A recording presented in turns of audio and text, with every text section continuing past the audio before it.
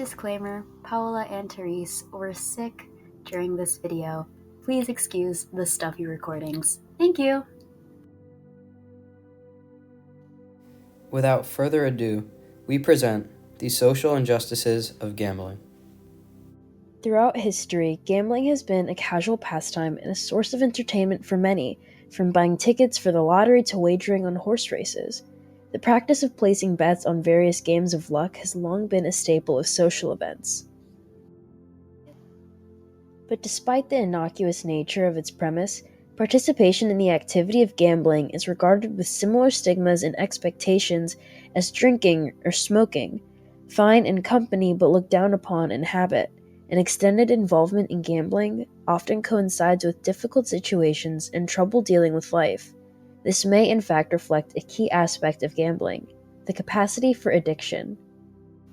Like forms of substance abuse, there comes a point when a person's involvement in gambling, based on diagnostic criteria, constitutes an addictive disorder. Gambling disorder displays itself in different ways, but certain behaviors occurring over 12 months are grounds for considering diagnosis and seeking help, including heightening bets to achieve the desired excitement, restlessness or irritability when trying to stop, turning to gambling when distressed, lying to cover up the extent of one's gambling, and more. In the same way people develop physical dependence on addictive substances, addiction to gambling creates a physiological dependence as one's brain comes to rely on the chemicals released when gambling, like dopamine. Even though this habit can interfere with day-to-day life, the withdrawal experienced as one tries to stop can overcome the need to maintain a functional lifestyle. This is not helped by the comorbidity of gambling and substance abuse disorders, combining several addictive behaviors into one pastime. When interviewing men who participated in gambling, many subjects associated it with the key phrases to drink, alcohol, to win, cocaine, addiction, and compulsion. One interviewee said, "It is like a compulsion. While I was gambling, I could not stop. I did not think to stop. I felt it go inside of me. I continued.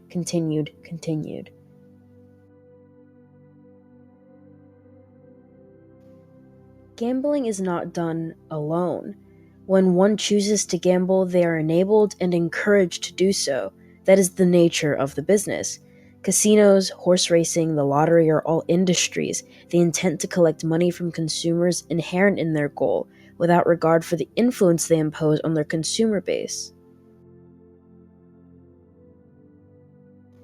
Bright colors, inviting atmosphere, alcohol, ingredients for a good time, but also addictive appeals to human psychology, cashing in on dopamine checks the way any advertiser is advised to. The practice of gambling, while addictive, is only one aspect of a larger system of continuous positive reinforcement. The casinos themselves designing their building layouts and game rooms to keep one there as long as possible. The comorbidity of gambling with disorders such as substance abuse disorders, depressive disorders, anxiety disorders, and personality disorders, as well as medical issues and poor general health, makes the demographic of compulsive gamblers a vulnerable base for industries to target.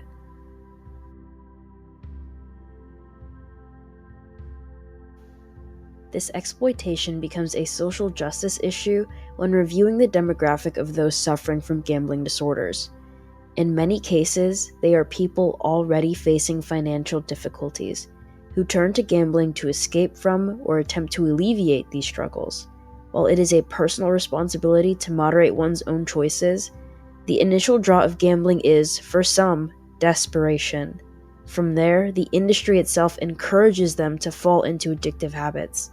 The moral obligation to protect the vulnerable of society makes the issue of gambling one worthy of consideration. From the Catechism of the Church, gambling itself is not intrinsically evil, but those who gamble must do so with temperance and control their emotions in order to act with reason and moderation. Those who play must also exercise justice, playing fairly to ensure a truly equal chance of winning for everyone involved. Finally, one must not become addicted to gambling, drawn in by its excitement and the hopes of easy money. This puts his or her relationships with family and friends at risk, which should always be one of the more important parts of one's life. Furthermore, an addicted gambler disregards daily responsibilities because of their new obsessions. Today's society makes it difficult for us to truly avoid gambling, which is not just the stereotypical image of someone sitting at a poker table. Various propaganda, sports betting, and participating in the lottery are gambling outlets we encounter constantly. To prevent addiction and dependence, we must recognize the problem of gambling in society and acknowledge if we have slipped into its clutches. We must listen to those who care for us if they express concern for our well-being. Scripture also indirectly comments on gambling. The 10th commandment states that you should not covet your neighbor's house. House, in this context, can mean someone else's material goods, and to covet means to want something that does not belong to you, which incites jealousy, greed, and poor decision-making. When gambling, you greedily want as much as possible, but it does not guarantee a win, only leading you to keep gambling. Furthermore, Mark chapter 8, verse 36 says, "For what will it profit a man if he gains the whole world and loses his own soul?" Scripture tells us that coveting material goods and doing whatever we can to attain these goods will eventually lead us to lose ourselves and our common sense. We must stay true to our morals and what is truly important in life, like our relationships with others, to avoid the temptation of gambling.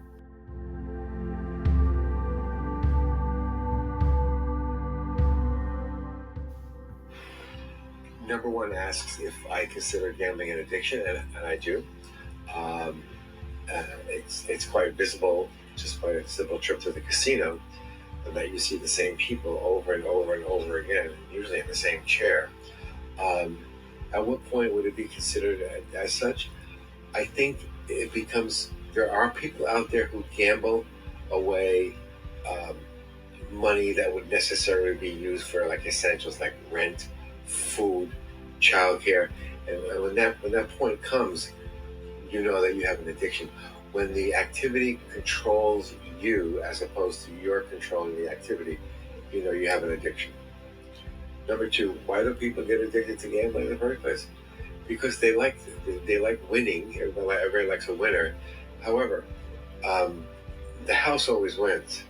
Like when you walk into a casino, there are lights on. Somebody's got to pay for those lights.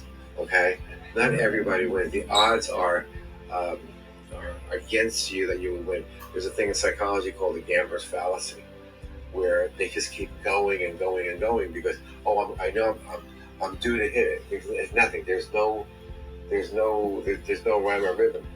Now, as far as cards are different because there are people who count cards, and they know what cards are left in the deck and what cards are.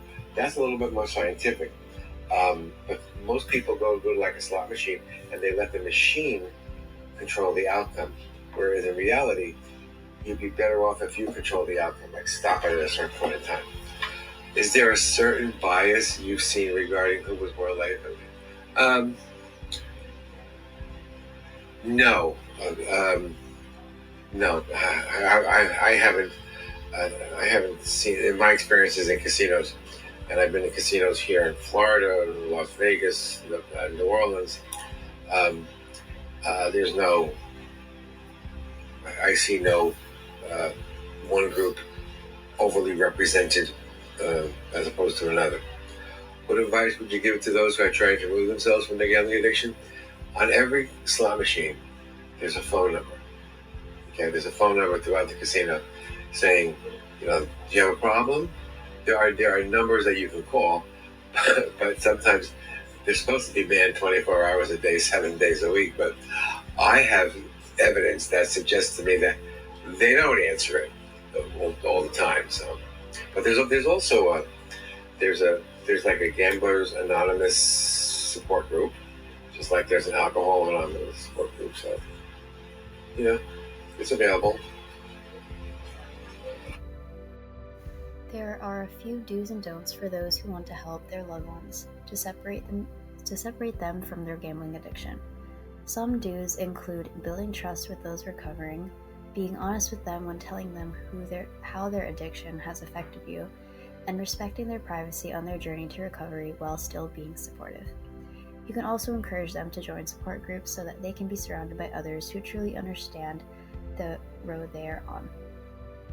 Some don'ts include not using threats or ultimatums or criticism that shames their situation. You can also not expect an immediate or easy change to happen. Remember that the journey to recovery happens on both sides, so taking care of yourself is just as important as supporting your loved one through their struggles.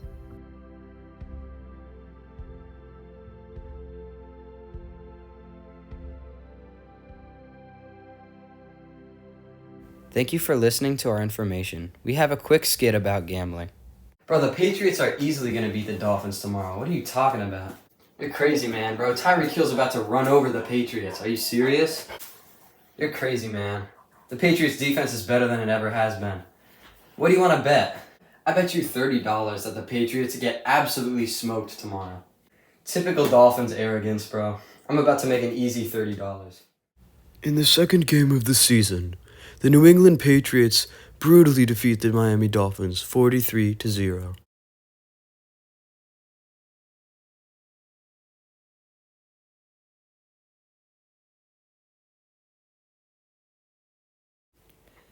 Jack may have won his first bet, but unfortunately, this led to a long series of gambling that unfortunately put Jack into debt.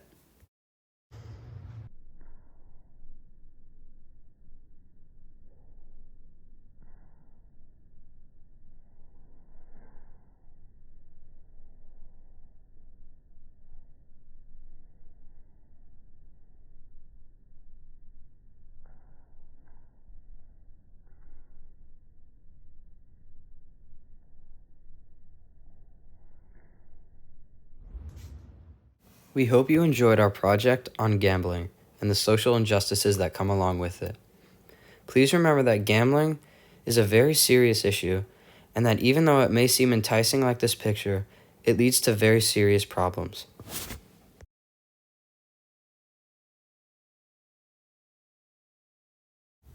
We even got left on red by Bruce Feiler.